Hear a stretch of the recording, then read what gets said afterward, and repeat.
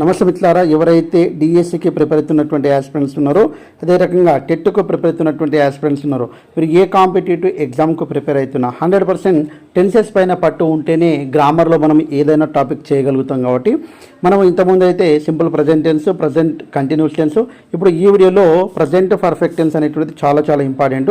దాంట్లో ఏ రకంగా ఎగ్జామ్లో అడుగుతున్నాడు, ఎలాంటి బిట్స్ అనేటువంటిది ఎక్స్పెక్ట్ చేయొచ్చు అనేటువంటిది పూర్తిగా తెలుసుకోవడానికి ప్రయత్నం అయితే చేద్దాం.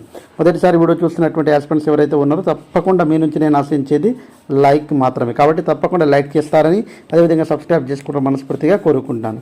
మెయిన్గా చూసినట్లయితే ఇక్కడ ప్రజెంట్ పర్ఫెక్ట్ టెన్స్ చూడండి. ప్రజెంట్ పర్ఫెక్ట్ టెన్స్ అంటే ఇక్కడ తెలుగులో ఇచ్చామండి, ఒక పని జరిగి చాలా తక్కువ సమయం అయినట్లయితే ఆ పనిని తెలియజేయడానికి ఈ టెన్స్ను ఉపయోగిస్తాము.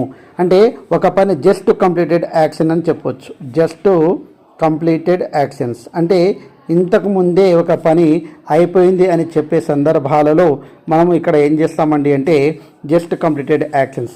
ఇంతకుముందే బెల్ అయింది, ఇంతకుముందే రాము వచ్చాడు, ఇంతకుముందే నేను సినిమా చూశాను, ఈ రకంగా చెప్పేటువంటి సందర్భాలలో మనము ప్రజెంట్ పర్ఫెక్ట్ టెన్స్కు మనము ఉపయోగిస్తామండి.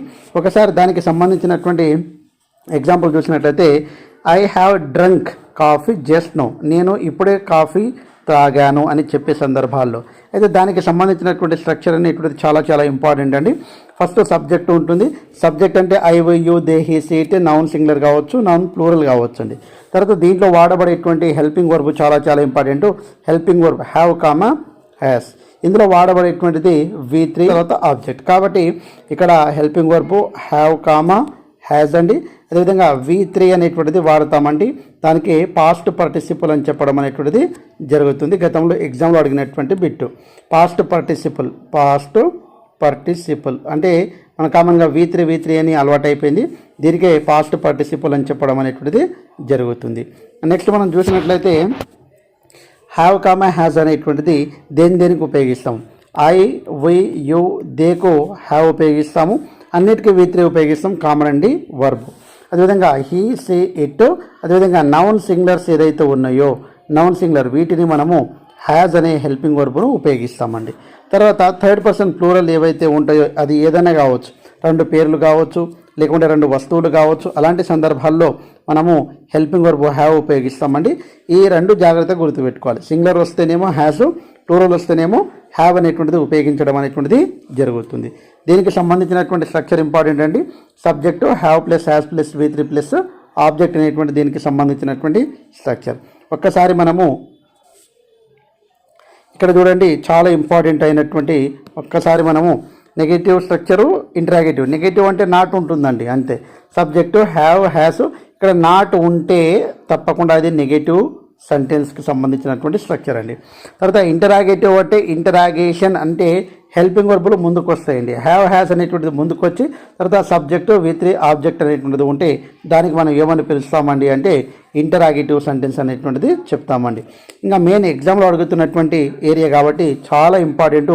వీటిని గుర్తుపెట్టుకోవడానికి ప్రయత్నం అయితే చేయండి. నోట్ని పెట్టి కీవర్డ్స్ అనేటువంటిది రాసుకోవడానికి ప్రయత్నం అయితే చేయండి. కీవర్డ్స్ ఇవి చాలా ఇంపార్టెంట్ అండి. ఒకసారి జస్ట్ నౌ అంటే ఇప్పుడే, జస్ట్ బిఫోర్ అంటే ఇంతకు ముందే, ఆల్రెడీ ముందుగానే, రీసెంట్లీ ఇటీవలే, సో ఫార్ ఇటీవల, ఎట్ ఇంకాను, ఎవర్ ఎప్పుడైనా, ఫ్యూ మినిట్స్ అగో కొన్ని నిమిషాల క్రితం, ఏ ఫ్యూ మినిట్స్ బ్యాక్ కొన్ని నిమిషాల ముందు, టుడే ఈరోజు, దిస్ వీక్ ఈ వారం, దిస్ మంత్ ఈ నెల, బై ఇంతవరకు, స్టిల్ నౌ ఇంతవరకు, అప్ టు నౌ ఇంతవరకు.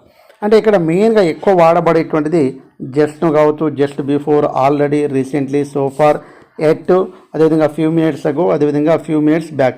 ఇట్లాంటి పదాలు ఎక్కువగా మనకు కనబడుతూ ఉంటాయి.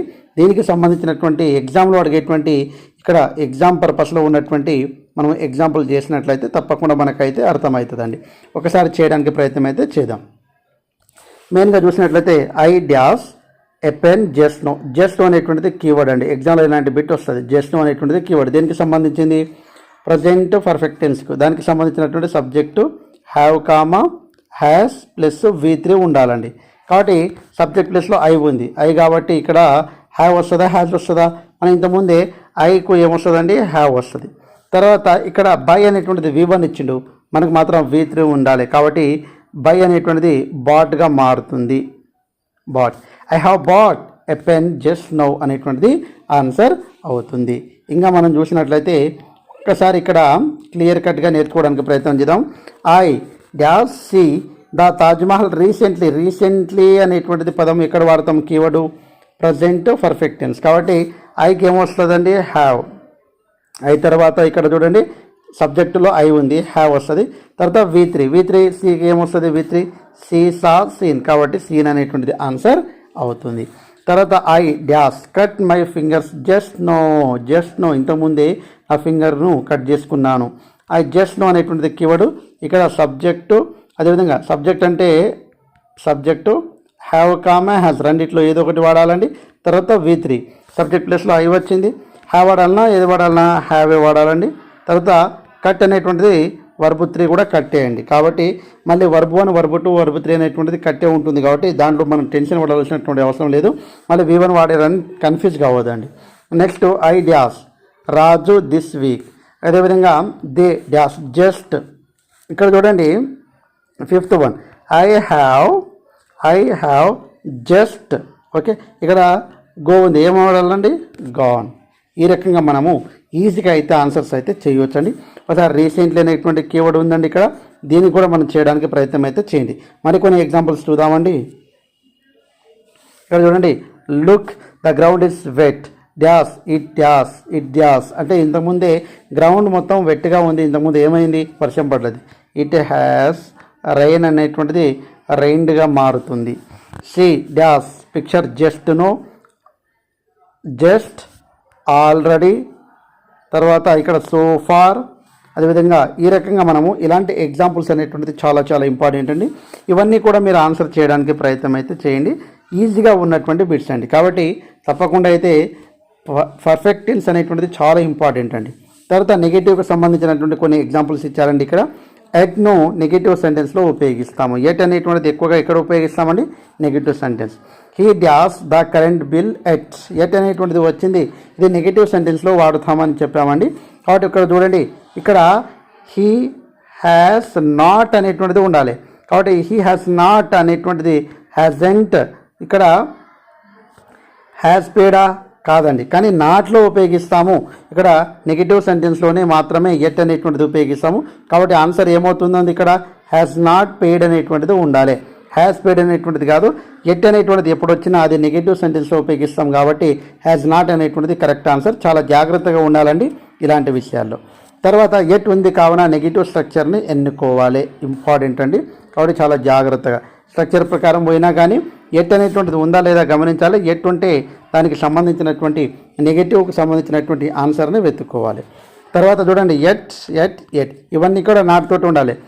చూడండి ఇక్కడ మధు, ఇక్కడ నాట్ ఇచ్చాడండి ఆల్రెడీ. మధుకి ఏమొస్తుంది? హ్యాస్. నాట్ ఉంది కాబట్టి హ్యాజెంట్. తర్వాత అరైవ్ అనేటువంటిది అరైవ్డ్ అనేటువంటిది V3 అవుతుంది, arrived.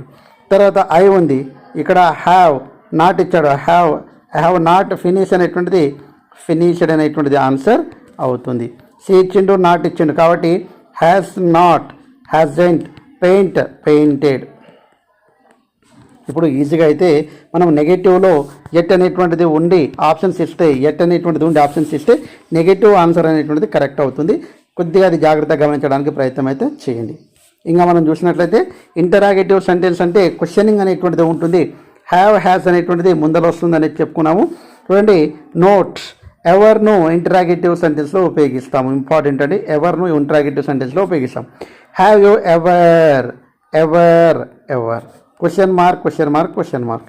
Have you ever seen an elephant, have you ever tasted this item, have she ever cooked food అనేటువంటిది. ఈ రకంగా ఎవర్ అనేటువంటిది ఎక్కువగా ఇక్కడ ఉపయోగిస్తాము. ఇంటరాగేటివ్ అంటే ఇంటరాగేషన్ అంటే విచారణ చేయాలంటే క్వశ్చన్. కాబట్టి ఈ రకంగా క్వశ్చన్స్ చేయడానికి మనం అయితే ఉపయోగిస్తాం. సో ఇప్పుడు ప్రజెంట్ పర్ఫెక్ట్ టెన్స్కి సంబంధించినటువంటి క్లియర్ కట్గా ఇన్ఫర్మేషన్ అయితే మీకు రావడం అనేటువంటి జరిగిందని నేనైతే భావిస్తున్నాను. వీలైతే తప్పకుండా మీకు ఈ వీడియో ఎలా ఉందనేటువంటిది తప్పకుండా మీరు ఏం చేయాలి? కామెంట్ చేయండి. అదేవిధంగా లైక్ చేయండి. మీరు చేసేటువంటి లైక్ను, మీరు చేసేటువంటి కామెంట్ను బట్టి నెక్స్ట్ వీడియో చేయడం అనేటువంటి జరుగుతుంది. Thanks for watching, all the best. Next video కావాలంటే కంటిన్యూ దిస్ క్లాసెస్ అని కామెంట్ చేస్తారని మనస్ఫూర్తిగా కోరుకుంటూ ముగిస్తున్నాను. జై హింద్. Thanks for watching, all the best. Bye, see you.